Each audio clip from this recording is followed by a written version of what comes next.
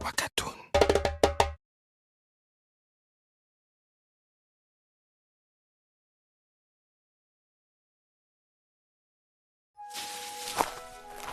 Once upon a time there was a beggar who roamed the villages and had to rely on charity for his food.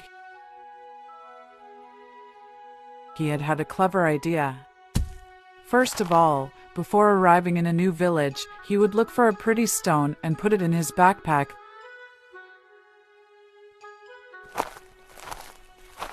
Then he knocked on the door of a house and asked whoever opened the door if he could have something to eat.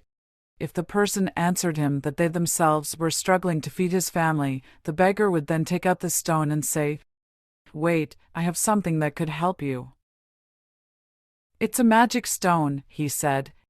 "It's a stone that can make soup." Then he added, "Just boil a pot of water, and I will show you the magic of this stone." The beggar knew how to convince the most perplexed people, and almost always ended up being invited. When the water started to heat up, with a very diligent gesture, he dropped his stone to the bottom of the pan. Then he stood there watching it closely.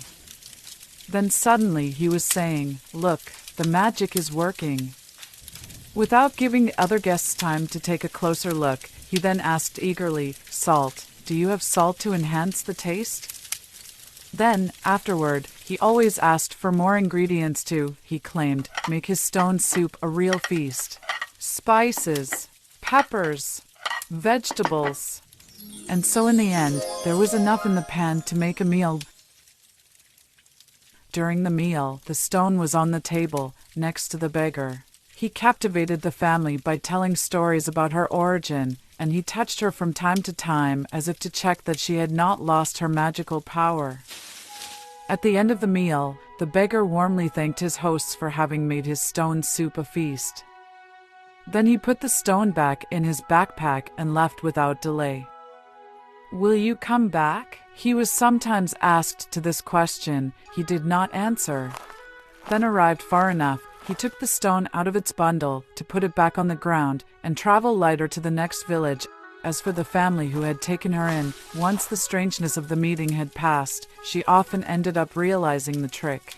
But the beggar had been so captivating that they did not blame him. They had known a beautiful moment of sharing.